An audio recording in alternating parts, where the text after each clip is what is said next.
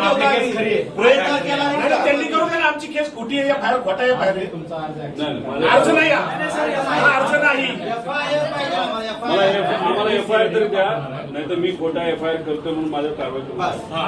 सरकारी कामात अडथळा म्हणून करा. चला आपण सीआयडीला भेटू द्या त्यांच्या इन्व्हेस्टिगेशन. साहेब एक महिना झाला एक स्टेटमेंट पोलीस साहेब एक महिना झाला एक स्टेटमेंट तरी आले सीआयडीचं. बरं आम्हाला सांगा, सीआयडी बरोबर तुम्हाला माहित नसेल कोणाला बोलवलं? सीआयडी नाही. त्याचा रोहित सिंग अमेरिकेत जाऊन आला, तो दिल्लीत येऊन बसला, सीआयडी त्याला अजून नाही बोलवलं. व्हीके सिंग जो मालक आहे त्याला अजूनपर्यंत बोलवलं नाही. त्याच्याबरोबर मेंटेनन्स करणारा महाराष्ट्रात बसणारा जो त्यांचा माणूस आहे त्यालाही अजून बोलवलं नाही. सीसीटीव्ही बद्दल फक्त इथले गोळा केल्यानं त्यांनी आम्हाला कळालं.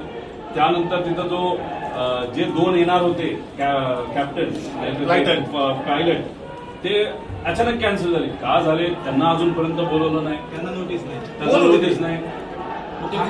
काय आणि डीजीसीच्या कोणत्या अधिकाऱ्यांनी मंजुरी दिली याला? आणि हे आमच्या लेवलला आम्हाला कळलेलं माहिती. आता पब्लिकला तर काहीच माहित नाही. लोकांना माहित नाही. आम्ही घरचे असू, हे 8 तास बसतात.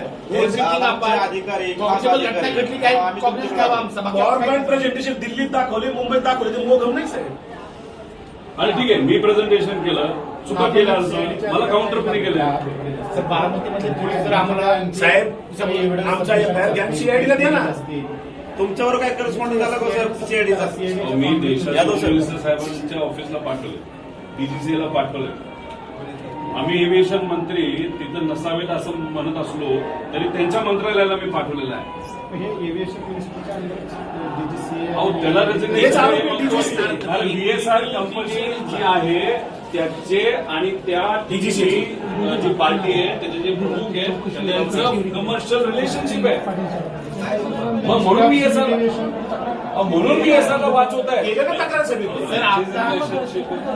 व्हीएसआरला म्हणून वाचवत आहे. आणि मग आमचं म्हणलं तुम्ही त्याच्या व्हीएसआरच्या विरोधात एफआयआर घेत नाही, मग तुम्ही सुद्धा वाचवा. आणि चालू तपास जे सांगताय तुम्ही साहेब त्याच्यामध्ये अँगल कोणता आहे? अपघात आणि टेक्निकल.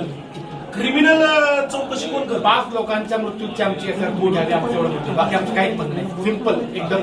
5 लोक मयत झाले एका ऍक्सिडेंटमध्ये, आमची ऍक्सिडेंटची एफआयआर करतो. आणि आमची एफआयआर कुठे तपासामध्ये काही होते पुढे नाही तर सीआयडीला वर्ग करा.